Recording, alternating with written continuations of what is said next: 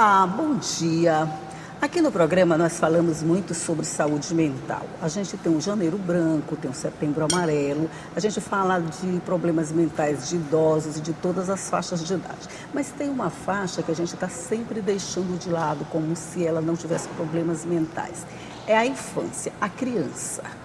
Por que ela é deixada de lado? Será que ela não tem nenhum problema a resolver? Será que a gente vai esperar ela chegar numa outra fase para entrar em algum desses pontos mais específicos? Mas tem sim. E é sobre isso que nós vamos conversar no programa de hoje. E quem veio conversar comigo para a gente falar bastante a respeito desse assunto, que com certeza você vai conseguir identificar alguma coisa na sua casa ou na casa de algum parente, foi a doutora Janicelma Fernandes, que é psicóloga infantil. Bom dia, doutora, seja bem-vinda. Bom dia, Elza. Bom dia, os telespectadores. Esse é um tema realmente muito importante. É um prazer estar aqui essa manhã para conversarmos com as famílias que estão nos ouvindo agora. Nos vendo, né? Nos vendo agora. Pois é. A gente fala muito sobre saúde mental de idoso. A gente já falou aqui sobre saúde mental de idoso, de adolescentes, de adultos, de todo mundo. Mas parece que a criança, a gente pensa, não, a criança não tem nenhum problema mental, a criança ainda é um papel em branco. Sim. Que a gente vai preenchendo, mas ele não está tão branquinho assim não, né? A gente hoje vive uma realidade que é preciso falar, parabéns pelo tema, é preciso falar da saúde mental de crianças e adolescentes, em especial crianças, porque historicamente foi deixada de lado. Então a gente desconsidera alguns comportamentos, alguns sintomas que são indicadores de transtornos que eles já se estabeleceram, já estão aí, ou que no curso da idade dessa criança eles vão se ampliar, se manifestar de forma significativa. Então perceber o comportamento da criança e entender bem o que é de uma criança que está ali do ponto de vista saudável, chama as peraltices da infância, né, que faz parte, mas saber diferenciar. É uma agitação excessiva, é uma raiva, uma ansiedade muito grande. Então falar disso é muito importante na infância, com tudo que a gente tem dessa movimentação que a infância traz, se criança brinca, corre, sorri e fala, a gente às vezes confunde ali, acha que não é um transtorno, ou às vezes até exagera, protege demais as crianças, não deixa elas se desenvolverem, que também é um ponto importante. A superproteção, ou largar e achar que tudo isso vai bem. Então ter esse equilíbrio é fundamental. Os dois extremos estão errados, vamos dizer assim. Você falou num ponto interessante, ansiedade. A gente pensa que a ansiedade é um problema de idoso. De idoso não, de adulto, que eu quero dizer. De adulto, que tem muita tarefa, tem um dia a dia corrido, tem aquele estresse, aquela coisa toda. A gente pensa, a gente está ansioso porque o nosso dia é muito corrido. Criança não tem isso, então ela não tem por que ser ansiosa. Mas criança pode ficar ansiosa? Criança pode sim ficar ansiosa, inclusive com transtorno de ansiedade, porque a ansiedade todos nós precisamos e a gente tem, porque é necessário. Por exemplo, para eu estar aqui, então ontem à noite eu me preocupei, fiquei ansiosa, eu vou usar o termo, que é para você responder o corpo de forma adequada. Então, o que a gente tem que acompanhar quando isso foge da realidade? Uma criança fica ansiosa porque ela vai ter uma prova de manhã, vai ter um passeio, ter o equilíbrio. Agora, o transtorno de ansiedade é uma condição constante e ela vai ficar ansiosa por questões que elas, vamos dizer assim, não é relevante. Preocupada porque se alguém fechou a porta, preocupada se alguém vai viajar. Então, são preocupações que, de regra, a gente diagnostica esse transtorno quando foge ali daquilo que é específico. Você tem um pico ali para uma prova, a criança vai fazer uma prova, passou a prova, equilibrou. Quer dizer, é natural que ele fique ansioso, que ela fique ansiosa durante a preparação para algo. Exatamente, porque faz parte desse movimento que é para a gente se organizar. Então há todo um processo do corpo que dá energia para eu pensar, me organizar, acordar no horário. Mas fora disso, a gente aí já pode diagnosticar um transtorno de ansiedade. Então, é acompanhar mesmo e saber até que ponto essa ansiedade hoje é generalizada. Até nós, os adultos, as crianças, a gente percebe que nós vivemos uma geração que ela é mais ansiosa do que nossos pais, do que os avós das nossas crianças. Exatamente, é verdade. E tem fatores, né, que explicam isso. Com certeza, a gente está vivendo, parece cada vez subindo um degrau a mais nesse processo de ansiedade, de correria, de estresse. Às vezes fica muita gente acha até bonito, estou muito estressada. Isso é sinal de que você tem uma agenda muito cheia, tem uma agenda muito corrida, você tem muitos afazeres durante o dia, então por conta disso você está estressado. Quem está mais tranquilo é porque está desocupado. Parece que a ideia que a gente tem agora é essa, né? E a gente não está agora falando só de criança, a gente está falando de todo mundo, né? Mas as crianças sofrem disso. A gente vê crianças, né, com a agenda superlotada. Obviamente, quem está nos assistindo agora, não estou dizendo que as crianças não podem ter uma agenda, mas é preciso acompanhar e ver até que ponto a criança está sendo submetida à agenda dos pais, porque às vezes não tem com quem deixar e é necessário a gente trabalhar e ir para o trabalho, ou é uma agenda que ela é de fato para o desenvolvimento da criança. Então é preciso avaliar tudo isso. O ideal é que a criança, se ela não está respondendo bem essa agenda muito cansativa, muito cheia, é avaliar. A escola não pode sair, uma aula de língua e uma atividade física, que é o ideal para você também não deixar a criança sedentária, mas sempre avaliar, porque às vezes a criança está muito ansiosa, elas se cansam também. Com certeza. Então é preciso avaliar bem essas agendas, e muita gente tem esse comportamento ansiogênico pelo excesso de atividades. Imaginemos nós os adultos, né? A gente fica muito cansado, muito estressado. E elas, né, que não têm uma estrutura psicológica de regra, um adulto de regra para estar com as suas estruturas prontas. As crianças que ainda estão em processo de organização psíquica, aquela agenda sobrecarregada pode desencadear, claro, com outras questões, a ansiedade maior, a criança não dorme bem, e o sono é importantíssimo em qualquer fase da vida, principalmente nas crianças. Então, não dormir bem altera o humor, altera o crescimento, alterações hormonais, e às vezes você pega uma criança ali numa rotina familiar muito disfuncional, você melhora o sono daquela criança, você melhora a irritabilidade, aquela agitação que às vezes pode pensar que é um TDAH, que é TOD. Exatamente. Então tem que ter muito equilíbrio. A gente vai logo para esses diagnósticos, esses pré-diagnósticos que a gente mesmo faz, né, dos nossos filhos. A gente faz logo um pré-diagnóstico, essa menina muita gente está com TDAH. Porque ele pode estar com um espectro autista. Mas é preciso um acompanhamento especializado para determinar o que é aquilo mesmo. Porque com relação a essas agendas cheias, Janicelma, a gente vê que parece que hoje os pais ficam contentes. Quando diz, o meu filho vai para aula de manhã, mas de tarde ele tem aula de inglês, ele vai no Kumon, ele vai no tênis de mesa, ele vai no futebol, ainda tem um reforço. E às vezes, quando chega em casa, a mãe ou o pai ainda dá aquela arrumada toda naquilo que ele fez durante o dia. Não sobrou tempo para ele ser criança, não, né? Eu tocou no ponto fundamental. Sabe a gente querer fazer uma casa fazendo a laje? É bem simples para vocês entenderem. Olha, você vai construir uma casa, você fala assim, não, eu vou logo preparar a laje com o melhor concreto, o melhor cimento, o melhor ferro. Mas toda vez que você for suspender essa base, essa laje ela não vai sustentar. É como a gente faz com as crianças hoje, dessa geração. A gente investe um pouco, tira o brincar, que é o mais estruturante. Parece que isso é perda de tempo, né? Exatamente, não é. Então você tem que incluir o brincar, mesmo que essa rotina seja, a criança, você está me ouvindo agora vendo, não, mas o meu faz tudo isso, está tudo bem. Ótimo. Mas é preciso ter o brincar, porque é no brincar que ela se organiza, é no brincar que as bases para a aprendizagem elas vão ter. Eu às vezes atendo criança que está aí muito tempo, por exemplo, não brinca, não sabe brincar, ou brincar mesmo disfuncional. E aí ela está apresentando alguma dificuldade, com regra, com limite. É uma criança que não sabe, ela não desenvolveu essas habilidades de enfrentar com um coleguinha, de esperar a sua vez. É uma criança que ali ela não desenvolveu a linguagem de forma adequada no brincar com outras crianças, de explorar o ambiente. Então a criança começa a brincar, explorar o ambiente, a gente já acha que é TDAH.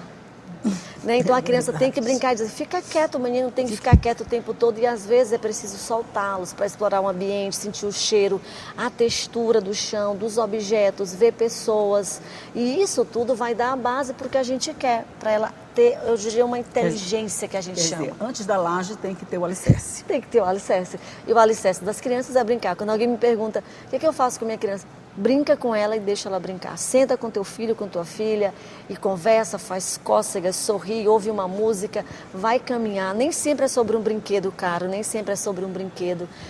É muito mais da integração, da presença. Entendi. A presença, porque nós já temos um quarto cheio de brinquedos e a criança não brinca nem você. Não brinca. Vamos já continuar falando sobre essa agenda cheia, que eu acho super importante. Mas a gente vai fazer só o intervalinho rapidinho, vamos tomar aquela água, aquele cafezinho do intervalo e vamos voltar já para conversar.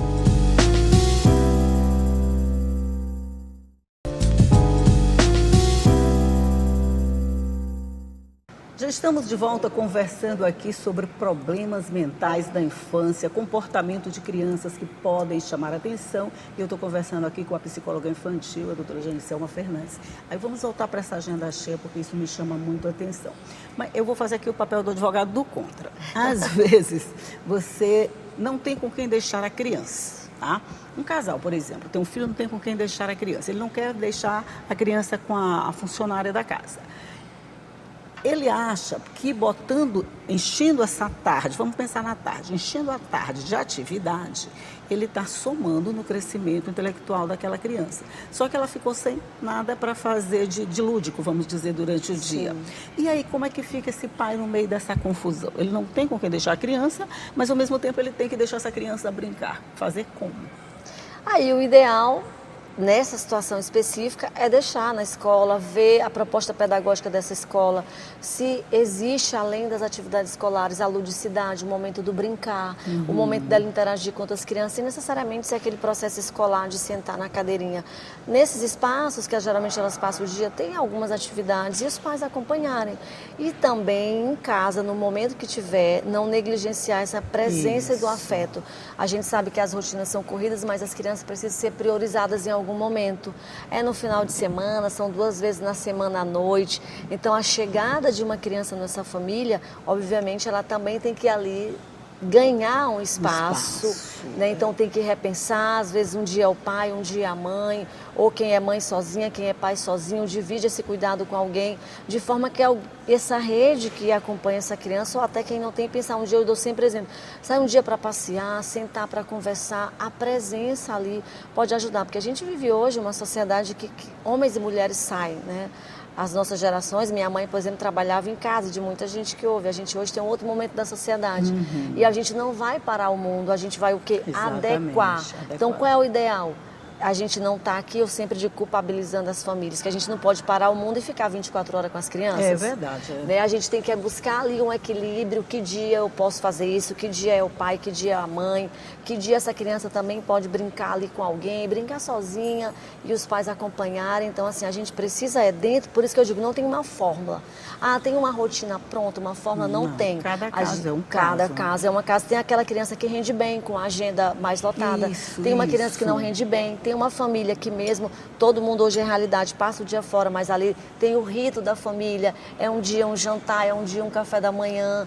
Então ali cada família precisa se organizar. E se você tiver dificuldade nisso, procurar sempre a ajuda de um profissional. Às vezes eu vejo muita coisa na internet que eu pergunto, isso serve para a regra geral das famílias? Às vezes não serve. Se é uma família, por exemplo, um exemplo de famílias que trabalham à noite, por exemplo, que dão plantões em algum lugar. Isso, é verdade. Né? Aí a gente vai dizer assim, não, tem que ler toda noite com as crianças. Então isso não vai caber. O tempo para ler com a criança, né? À noite, então, às vezes são médicos, são policiais que trabalham de turno. E aí você tem muito que entender a rotina daquela família, o que é funcional. Com certeza, acho que cada um vai encontrando o seu caminho, né?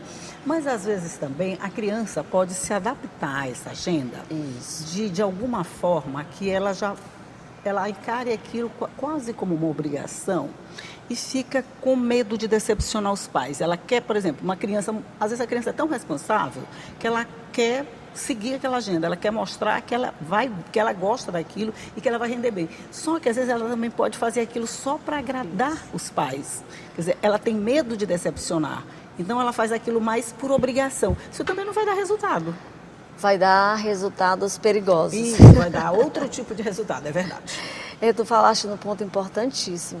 Será que as crianças são tão responsáveis assim? Isso. Será que elas têm habilidade para responder e dizer, não, ela é extremamente responsável? Então, as crianças, ela tem, claro, o seu nível de compromisso, é preciso ensinar, mas é bom ficar atento àquela criança excessivamente preocupada, aquela criança que tem muita dificuldade. Nós, os pais, eu falo isso porque, além de profissional, eu também sou mãe, meu filho tem 11 anos, e aí eu tento, tudo que eu falo, eu digo sempre, tentar equilibrar na minha vida real, né? Na minha vida real com meu filho. E aí a gente tem que dar. O que compete uma criança de 8 anos, 10 anos? É o que a gente começou no início falando. Essa criança é muito responsável. Será que não é uma cobrança excessiva? Será que a gente não pode ter um adolescente e um adulto aí extremamente com dificuldade de lidar com o dia a dia, de ter frustrações, né, de perder algo, porque sempre foi cobrado muito daquela criança? Então a gente tem que estar muito atento às nossas cobranças quanto pai, às nossas expectativas, porque os filhos, eles não necessariamente são uma extensão nossa. É verdade. E eles não vão fazer. Acha que são, né? Pois é. E que a gente, não, eu pensei isso pro meu filho, ele vai ser assim, ele vai fazer isso. E pode ser que ele seja uma pessoa completamente completamente diferente do que nós exatamente. sonhamos, idealizamos. É verdade. Então, verdade. assim, a gente cobra, você tem que saber o limite do seu filho. Às vezes a criança é muito responsável. Aí, nesse caso, você percebe uma criança que tem uma rotina, que estuda e a aprendizagem dela cai. Você pode ter uma criança aí com um transtorno de aprendizagem. Você tem uma criança que está ali num ambiente que ele talvez seja favorável para o comportamento funcional e mesmo assim ela está muito agitada. Você tem pais presentes, você tem ali uma criança que ela recebe toda a orientação e aí nesse momento você pode ficar atento. Poxa, essa criança vai para a escola, está recebendo toda a orientação e o comportamento dela é X, ele é disfuncional, ou a aprendizagem dela não avança, é uma criança sempre muito mediana. Então aí você tem que conhecer essa criança para esses pais saberem como cobrar. Pois é, Para não criar sinais, exatamente, assim, perceber que alguma coisa está errada, ou para mais ou para menos. Eu acho que no dia a dia é bem difícil da gente perceber isso, né, gente? É muito difícil perceber. A gente atento com temas como esse, debater, assistir um programa desse falando profissionais, a gente tem que estar atento a alguns aspectos. Primeiro são aquelas condições que as crianças já nascem, eu vou falar assim, né, que elas já trazem da sua base biológica, da sua hereditariedade, que podem desenvolver alguns transtornos. Por exemplo, autismo, TDAH, a gente tem crianças com TOD, que são de base biológica, mais na frente transtornos depressivos, que as crianças também têm, quando chega no final lá para a adolescência, pode ter uma esquizofrenia. Essas condições, elas vão dando sinais desde que o bebê nasce. Por exemplo, uma criança autista, você já começa a perceber que ela interage diferente com o olhar. Você já percebe que ela tem um choro muito, que ele é disfuncional. Às vezes você está ali, o bebê, ele está alimentado, está com a fraldinha trocada, está acolhido e é um choro disfuncional. A criança passa lá para 6 meses, 1 ano de idade, você percebe atrasos no andar, na coordenação motora, ela tem dificuldade com a fala, ela não interage bem, ela chora fácil. Então aí para 1 ano, 2 anos, então você já começa a perceber que os transtornos de base biológica, eles já estão, o desenvolvimento já não é aquele esperado. Isso, aí nessa hora você busca um profissional. E diferente de outros transtornos que podem chegar mais tarde. Então o marco mais importante, eu diria para quem está nos assistindo, é de acompanhar de 0 a 3 anos a fala e a coordenação motora, ou seja, o andar, como ela segura um copo, como ela segura os brinquedos, como ela se movimenta. Passando de 3 anos, você começa a perceber a linguagem, ampliando o repertório. Então, ela tem que falar mais, aquela criança que fala. Então, você começa a perceber, ela começa a ter noção espacial, ela começa a entender sobre o mundo, ela já sabe reconhecer outra criança, ela começa a nomear objetos, ela nomeia pessoas, ela brinca de forma funcional. Então, tudo isso vão dando sinais, né, de 0 a 5 anos, que são sinais importantes. Quando elas vão ficando maiores, lá para chegando de 10, 11 anos, aquela criança que fica muito retraída, aquela que é muito quietinha, meu filho é ótimo, ele não fala nada, fica todo muito... o tempo quietinho, não dá trabalho. E também eu acho assim, quando você nota qualquer diferença, qualquer alteração no comportamento dessa criança e que você não sabe identificar, é bom a ajuda de um especialista, não é? Porque assim, às vezes a gente imagina que é uma coisa e a coisa pode ser outra completamente diferente que vai nos trazer surpresa mais tarde. Tu falando um ponto importante, às vezes o contrário também acontece. Às vezes a criança está com dificuldade na fala, não desenvolveu a fala. E muito comum hoje pensar já é autismo. Isso. Às vezes é uma criança que fez muito uso de tela nos primeiros anos, primeiros 1000 dias de vida, não desenvolveu a habilidade, falava pouco com as pessoas, e aí houve um atraso na fala. E não necessariamente é o autismo, como também o contrário pode acontecer. Isso. Então o que a gente tem que fazer é achar que está ali. É isso mesmo, uma hora vai passar. É isso, a gente sempre pensa, isso é coisa de criança, passa. Passa, ela está muito agitada, ela está muito quietinha, ela não dorme bem, ela está demorando muito a tirar as fraldas, né? Então está roendo a unha. Não, isso aí porque ela era assim, o pai dela era assim, a mãe dela era assim. Então são alguns comportamentos que eles fogem ali do que é esperado para a infância, dentro desse equilíbrio, lembrando sempre que as crianças querem brincar, explorar o ambiente e que esse equilíbrio da gente estar atento é que vai, né, buscar nos dar uma orientação de como o desenvolvimento dessa criança está seguindo. Olha, a gente tem assuntos aqui que eles quase nunca acabam com o programa. O programa acaba e o assunto continua. E esse é um desses. Esses são assuntos que a gente precisa falar assim, sempre, porque eles fazem parte do nosso dia a dia, eles fazem parte do desenvolvimento dos nossos filhos e por isso a gente precisa estar sempre atento, buscando novidades e trazendo informação para você, que eu já disse, essa é a nossa principal função. Trazer informações para você, a partir dessas informações, você faz o que você achar melhor com elas. E é isso que a gente está fazendo aqui, buscando informações. É claro que a gente ainda precisa falar muito mais, tem muita coisa ainda para falar e a gente vai sempre falar a respeito de assuntos desse tipo, que interessam todo mundo o tempo todo.